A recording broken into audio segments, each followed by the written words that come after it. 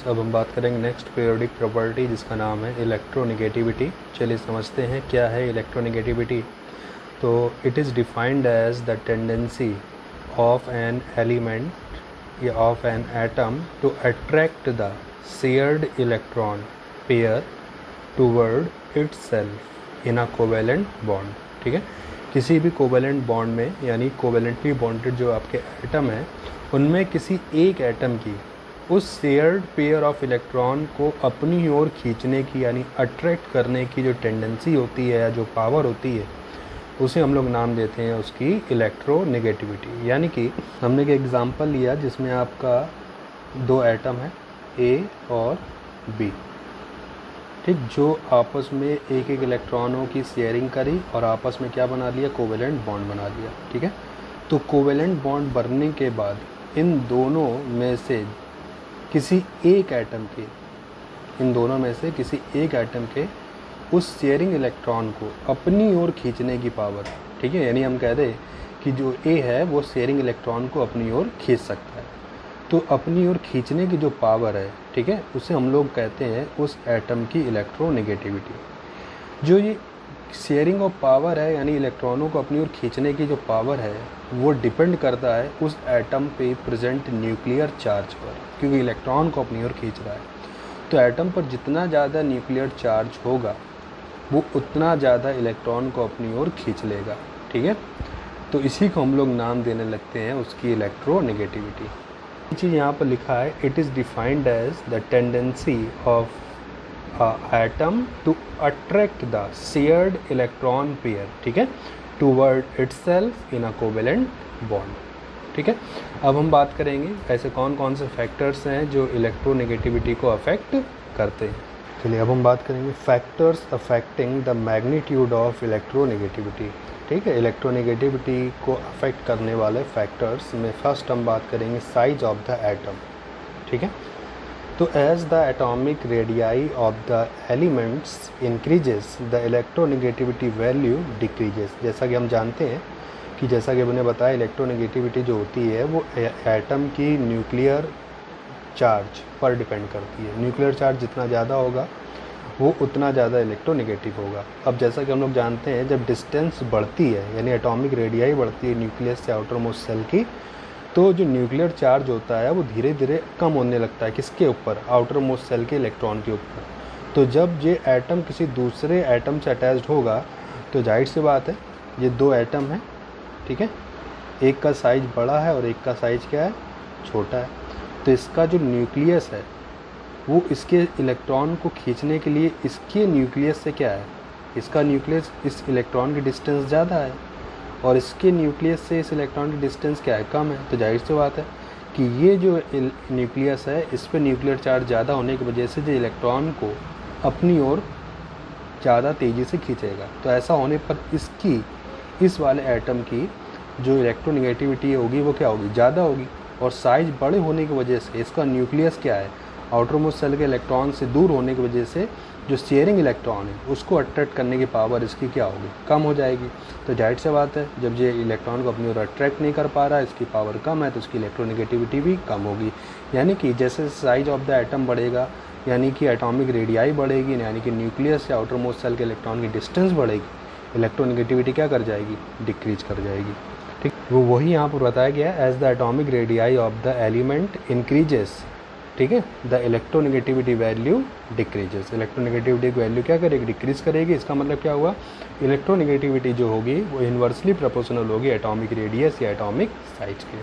ठीक है, नेक्स्ट है बेटा effective nuclear charge. Effective nuclear charge, तो अभी जैसा जानते हैं जितना ज़्यादा इफेक्टिव न्यूक्लियर चार्ज होगा उतना ज़्यादा इलेक्ट्रॉन को अपनी ओर अट्रैक्ट करने की पावर होगी, तो इलेक्ट्रोनेगेटिविटी भी उतनी ही ज़्यादा होगी। यानी the electronegativity increases as the effective nuclear charge on the atom, atomic nucleus increases. ठीक है, जैसे जैसे इफेक्टिव न्यूक्लियर चार्ज बढ़ेगा न्यूक्लियस का वैसे वैसे उसकी इलेक्ट्रोनेगेटिविटी भी बढ़ जाएगी। क्यों?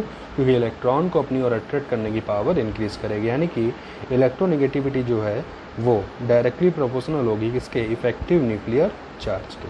ठीक है, ऐसे इसमें कुछ फैक्टर्स हैं जैसे element with high value of ionization energy and electron affinity generally have higher value of electronegativity. Ionization energy ज़्यादा है, मतलब क्या हुआ कि जो इलेक्ट्रॉन है न्यूक्लियस से टाइटली बॉन्ड है, यानी कि न्यूक्लियस की पावर ज़्यादा है। ठीक, इलेक्ट्रॉन एफिनिटी ज़्यादा है। इलेक्ट्रॉन एफिनिटी ज़्यादा मतलब क्या हुआ, इलेक्ट्रॉन ईजिली बाहर नहीं निकल रहा है, इसका मतलब क्या हुआ, न्यूक्लियस की पावर ज़्यादा है। तो दोनों केस किसको डिफाइन कर रहे हैं, न्यूक्लियर पावर ज़्यादा होने से आयनाइजेशन एनर्जी और इलेक्ट्रॉन एफिनिटी वैल्यू बढ़ जाती है, और न्यूक्लियर पावर ही ज़्यादा होने से इलेक्ट्रोनेगेटिविटी भी क्या करती है, इंक्रीज़ कर जाती है। यानी कि अगर किसी एलिमेंट की आपको आयनाइजेशन एनर्जी और एफिनिटी वैल्यू दी हो तो आप उसकी इलेक्ट्रोनेगेटिविटी भी बता सकते हैं। यानी कोई एलिमेंट है जिसकी आयनाइजेशन एनर्जी और इलेक्ट्रोनेगेटिविटी हाई है तो उसकी इलेक्ट्रॉन एफिनिटी हाई है तो उसकी इलेक्ट्रोनेगेटिविटी भी हाई होगी। ठीक है, नेक्स्ट पॉइंट बेटा, the 4 most electronegative element of the periodic table are. ठीक है, हमारी जो पीरियोडिक टेबल है सबसे ज़्यादा इलेक्ट्रोनेगेटिव एलिमेंट जो है उनको आपका ऑर्डर दिया गया। सबसे ज़्यादा आपका फ्लोरीन होता है, उससे कम ऑक्सीजन होता है, उससे कम नाइट्रोजन होता है, और नाइट्रोजन और क्लोरीन जो होते हैं वो अप्रॉक्स यानी इक्वल इलेक्ट्रोनेगेटिविटी रखते हैं। ठीक है, तो सबसे ज़्यादा इलेक्ट्रोनेगेटिव एलिमेंट अगर पूछे तो वो कौन है, फ्लोरीन। उससे कम कौन है, ऑक्सीजन। उससे कम कौन है, नाइट्रोजन। और नाइट्रोजन और क्लोरीन अप्रॉक्स क्या रखते हैं, इक्वल इलेक्ट्रोनेगेटिविटी रखते हैं। तो ये 4 पॉइंट्स हैं जो इलेक्ट्रोनेगेटिविटी को अफेक्ट करते हैं या इलेक्ट्रोनेगेटिविटी को डिफाइन करते हैं कि किस तरह से इलेक्ट्रोनेगेटिविटी की वैल्यू इंक्रीज़ या डिक्रीज़ कर जाती है।